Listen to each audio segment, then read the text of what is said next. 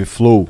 Ciro, sou aqui de Duque de Caxias, no Rio de Janeiro, e queria saber sobre qual é o seu plano de segurança voltado para o enfrentamento às milícias no Rio e como você pensa construir o Ministério da Segurança Pública. Lança e lança a delegada Marta Rocha para governadora. Veja, eu estou muito preocupado com essa questão da segurança e ela não é simples, não é trivial. Eu não vou falar com tanta segurança sobre isso como eu gosto de falar em economia, que é o que eu me dedico mais. Mas isso eu tenho ouvido muita gente especialista e essas pessoas também não estão muito seguras nem perplexas, e um pouco perplexas. Entretanto, algumas ideias já tenho. Eu pretendo federalizar, não é, os crimes contra o patrimônio público, os crimes cometidos pelas polícias e os crimes das facções criminosas. Pretendo trazer para a responsabilidade, na contramão da autonomia dos estados, eu quero federalizar. E a forma de enfrentar isso também está ficando pacífica entre os que me assessoram, tem muita gente me ajudando a pensar isso. Eu consulto, e não tem compromisso eleitoral nenhum comigo, eu consulto o Fórum Brasileiro de Segurança Pública, que reúne a melhor inteligência, a sede aqui em São Paulo. Eu ouço muito, eu tenho pessoas como o delegado Orlando Zacconi, do Rio de Janeiro, que é do Policiais Antifascistas, uma instituição que eu estive presente na fundação, que é um punhado de gente que está pensando nesse assunto. E eu tenho alguns amigos na Polícia Federal. Então a ideia minha é estabelecer isso como tarefa federal e definitivamente a forma de enfrentar, que é praticamente pacífica entre todos os meus conselheiros, não é aparato, é inteligência. Ou seja, mapear o caminho do dinheiro,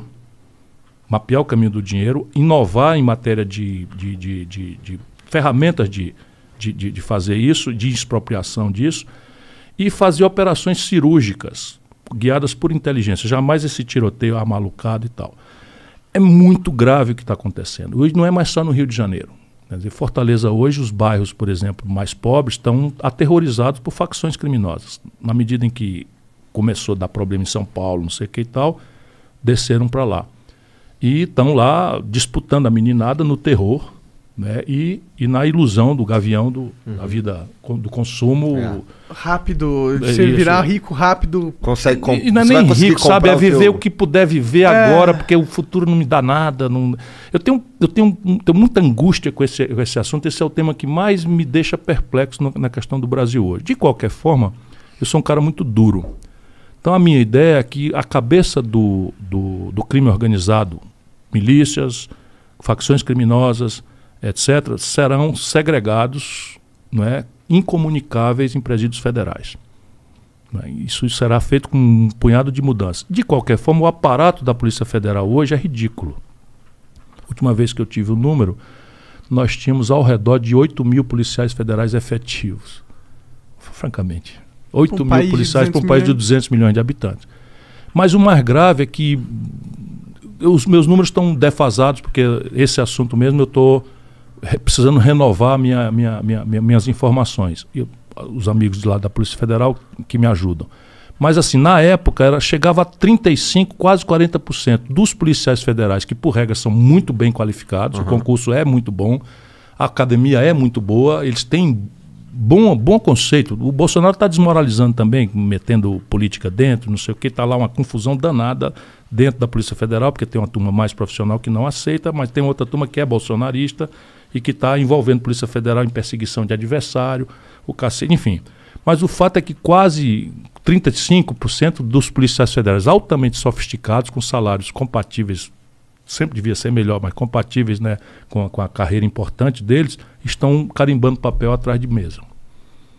Então, uma das providências que eu vou tomar é pegar essa gente toda e botar para a rua, para investigação, e aumentar o efetivo da Polícia Federal para que ela assuma como federais esses crimes. O crime contra a administração pública, o crime de facções, organizações criminosas de qualquer natureza. Daí tu tem o quê? Que dobrar o efetivo? Será? Mais do que dobrar.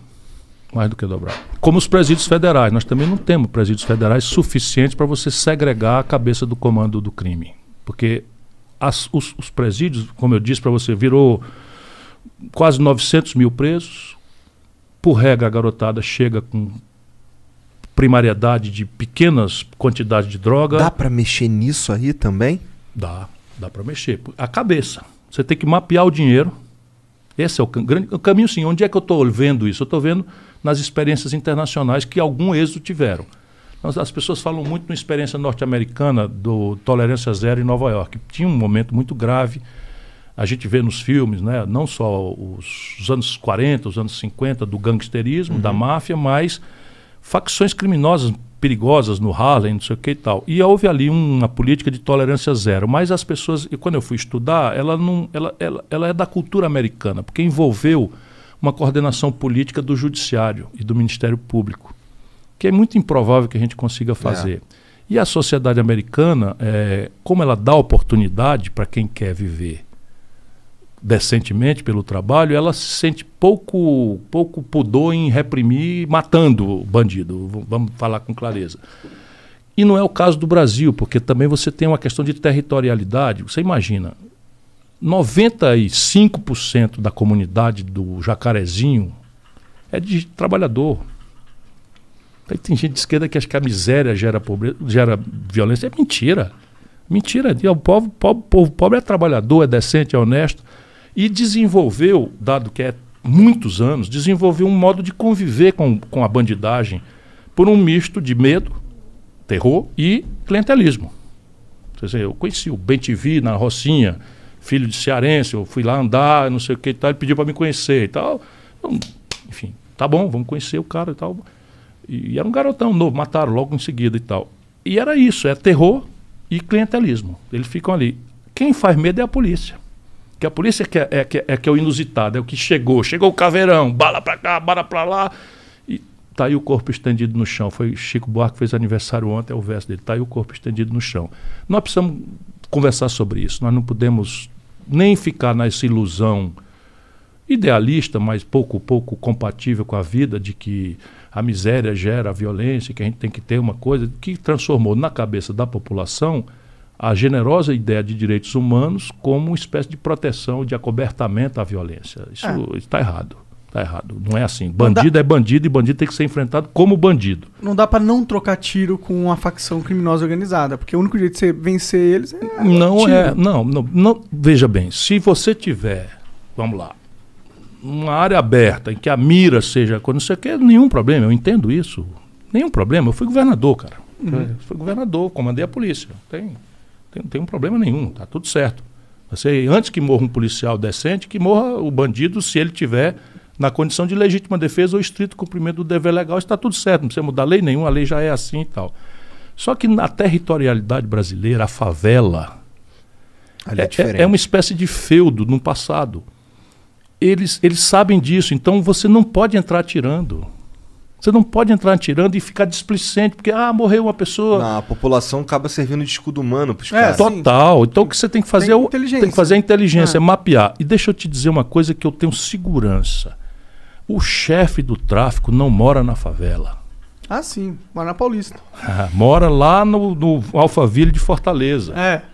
Sabe? Mora lá, frequenta então, os restaurantes. Lá no Congresso, então. Tem também. Não pegaram um helicóptero com o avião do Bolsonaro.